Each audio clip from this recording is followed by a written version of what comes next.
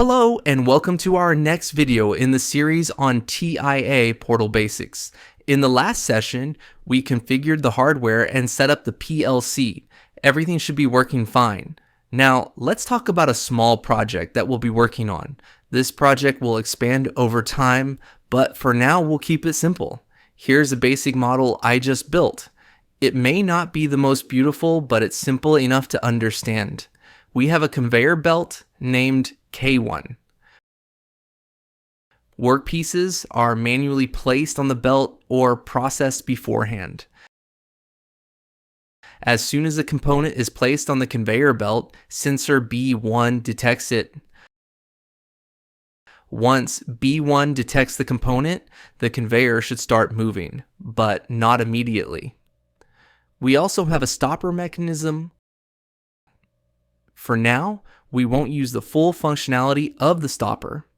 It just stops the component at a certain position. Sensor B2 detects when the component reaches that stopper. As long as B2 detects a component, the stopper stays open. Once the component moves past and B2 no longer sees it, the stopper closes again. When the component reaches the end of the conveyor, sensor B3 detects it and the conveyor stops. Note, B3 works a bit differently than B1. We'll talk more about that soon. So, the process is, place the component on the belt, B1 detects it, press the start button, conveyor starts. B2 detects the component, stopper opens, component moves past, B3 detects it, and the conveyor stops. Once the component is taken off, you can repeat the process. Let's now focus on the main topic of this video, inputs and outputs for the PLC. What inputs do we have? B1, detection at the start. Start button S1, manual trigger. B2, detection before the stopper. B3, detection at the end. These are the inputs. The PLC uses these to make decisions. What are the outputs? K1 controls the movement of the conveyor belt. 1M1 controls the opening and closing of the stopper. So we have 4 inputs and 2 outputs.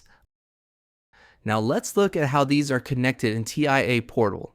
Each sensor or actuator is physically connected to the PLC through cables. Each has a unique address.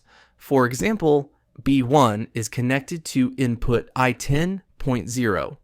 In TIA Portal, we define these addresses in the PLC tags or I/O table. Let's open the tag table. Right now, it's empty. You can add variables here, and they will appear under the default tag table. For better organization, let's create a new tag table and name it something like Sensors and Actuators.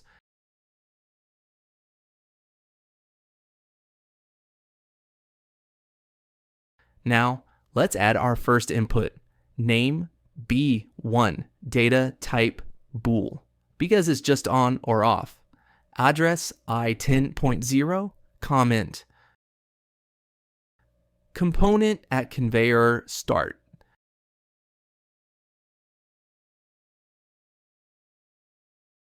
When added, TIA Portal will automatically show this in your hardware configuration.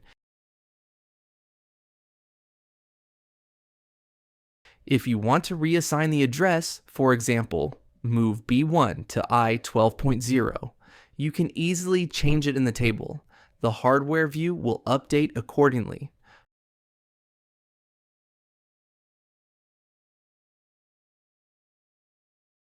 For now, we'll keep the default configuration. If you have an Excel list of I/Os, you can also import that directly into the TIA Portal tag table.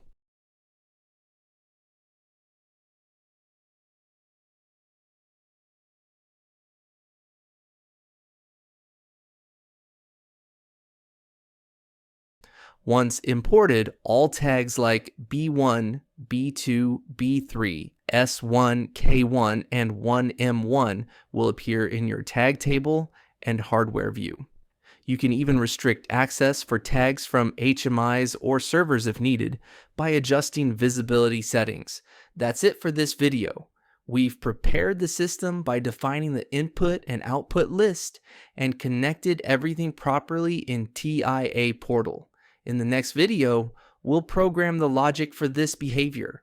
If B1 detects a component and the start button is pressed, the conveyor will turn on.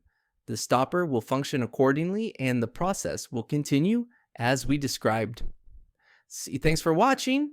Please leave a like, follow the channel, and join me in the next session.